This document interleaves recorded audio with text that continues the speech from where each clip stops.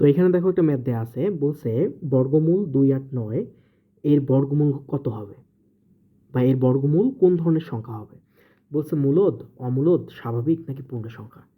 তো এইখানে এই ম্যাথটা কিন্তু একটু ঘোরালো টাইপের, আপনাদের হচ্ছে ক্লিয়ারলি বুঝতে হবে। অনেকে বলে কি যে 289 তো বর্গমূল করলে কত হয়, আমাদের 13 হয়।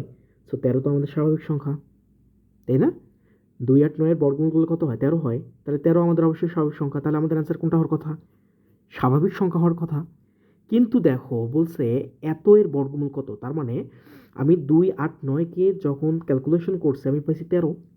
তাহলে এখন বলছে এত এর বর্গমূল কত, তার মানে হচ্ছে 13 এর বর্গমূল কত। তাহলে এই 13 এর বর্গমূল কত হবে, নিঃসন্দেহে এটা কোনটা হবে, অম্লত সংখ্যা। কেন অম্লত সংখ্যা, আমরা জানি সকল মৌলিক সংখ্যার উপরে যদি আমি কি করি, মৌলিক সংখ্যাকে আমি যদি বর্গমূল করি তাহলে যে সংখ্যাটা পাবো সেটা হচ্ছে কি আমাদের অম্লত সংখ্যা। যেমন ধরো মৌলিক সংখ্যা 2 আছে, 2 এর উপর বর্গমূল, এটা অম্লত একটা সংখ্যা। 3 একটা মৌলিক সংখ্যা, 3 এর উপর বর্গমূল, এটা একটা অম্লত সংখ্যা।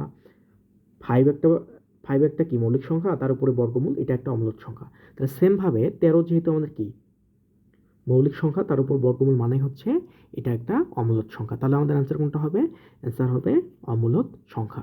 ওকে।